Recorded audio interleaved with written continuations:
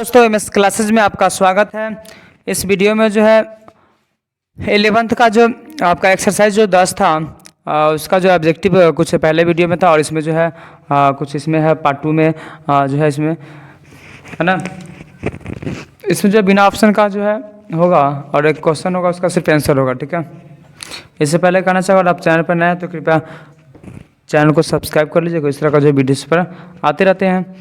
चलिए बिना देरी किए हुए इस क्वेश्चन को शुरू करते हैं। इसमें जो 25 क्वेश्चन होगा, 25 क्वेश्चन पहले लिखाया गया था, यानी आपका जो हर एग्जाम की दृष्टि से महत्वपूर्ण है।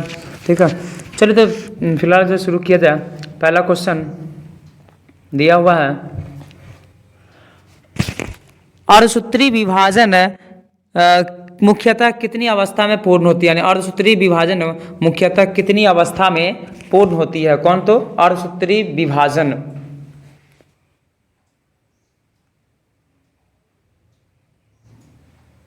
यानी इसका जो आंसर होगा वो होगा एक, यानी एक ही में वो पूर्ण रहता है। ठीक है, चलिए क्वेश्चन नेक्स्ट आपका दिया है दो नंबर क्वेश्चन में दिया हुआ है, किस प्रकार के विभाजन में डीएनए की प्रतिकृति का सिर्फ एक चक्र पूरा होता है। सिर्फ एक चक्र, यानी किस प्रकार के विभाजन में। इसका आंसर होगा वो होगा आपका अर्धसूत्री।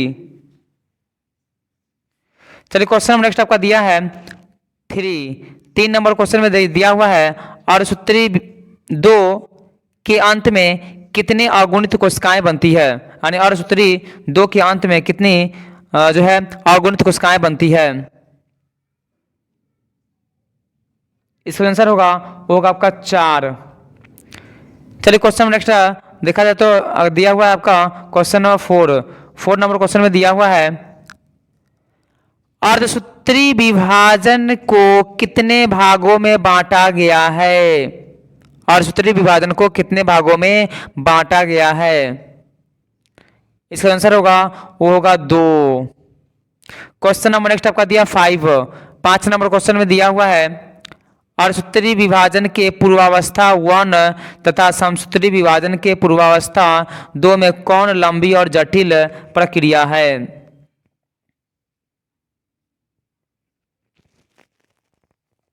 इसका आंसर होगा ये होगा पहला, यानी ये वाला, यानी कहने का मतलब है अर्धसूत्री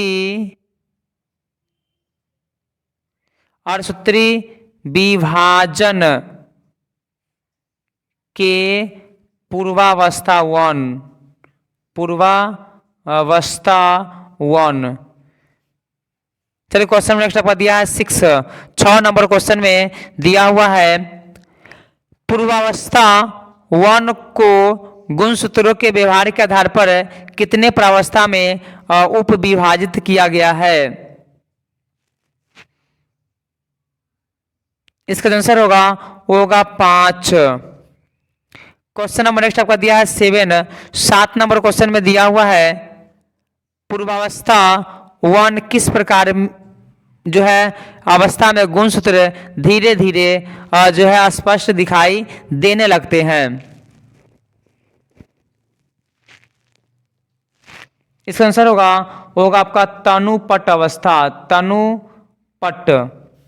क्वेश्चन नंबर नेक्स्ट आपका दिया हुआ है 8 नंबर क्वेश्चन में दिया हुआ है, अर्धसूत्री पूर्वावस्था 1 की अंतिम अवस्था को किस नाम से जाना जाता है।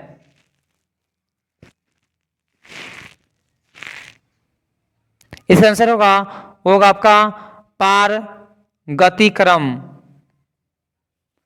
क्वेश्चन नंबर नेक्स्ट आपका दिया है 9 नंबर क्वेश्चन में दिया हुआ है, किस अवस्था में समजात गुणसूत्र अलग हो जाते हैं। इसका आंसर होगा वो होगा आपका पश्चावस्था 1। क्वेश्चन नंबर नेक्स्ट आपका दिया 10 नंबर क्वेश्चन में दिया हुआ है, जीवों के विकास प्रक्रिया के लिए क्या महत्वपूर्ण है। जीवों के विकास प्रक्रिया के लिए क्या महत्वपूर्ण है। इसका आंसर होगा वो होगा आपका विभिन्नता। क्वेश्चन नंबर नेक्स्ट आपका दिया है 11 नंबर क्वेश्चन में दिया है, कोशिका सिद्धांत किस वैज्ञानिक ने दिया था। कोशिका सिद्धांत किस वैज्ञानिक ने दिया था। इसका आंसर होगा वो होगा स्लाइडेन और स्वान। स्लाइडेन और क्या होगा, स्वान होगा। चलिए क्वेश्चन नंबर नेक्स्ट आपका दिया हुआ है 12 नंबर क्वेश्चन में दिया गया है, किस सिद्धांत के अनुसार कोशिका का निर्माण पूर्ववर्ती कोशिकाओं से होता है। इसका आंसर होगा वो होगा कोशिका सिद्धांत। यानी कोशिका सिद्धांत में ये कहा गया है कि कोशिका का निर्माण कोशिका से ही होगा।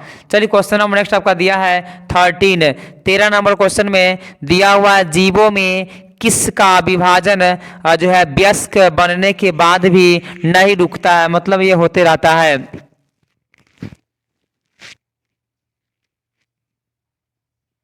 इसका आंसर होगा वो होगा कोशिका का विभाजन। यानी कोशिका विभाजन होते रहता है।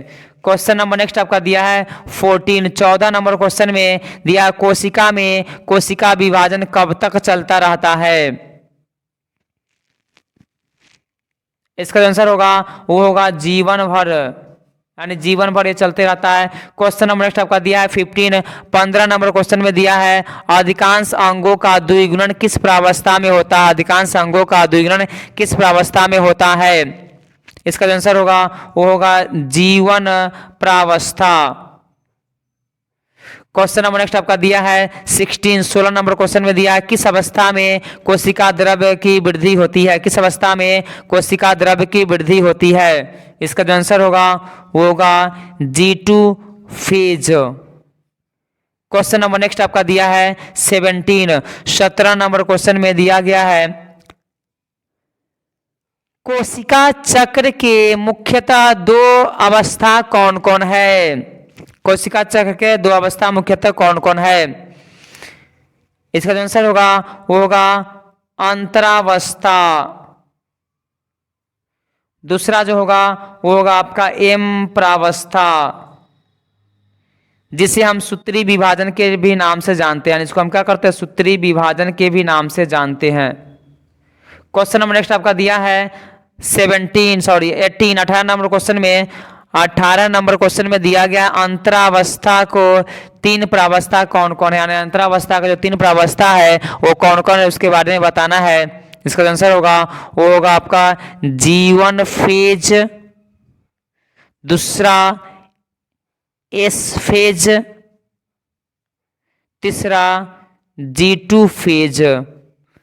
चलिए क्वेश्चन नंबर नेक्स्ट आपका दिया है 19 नंबर क्वेश्चन में दिया गया है, एम प्रावस्था की 4 अवस्था कौन कौन है उसके बारे में बताना है।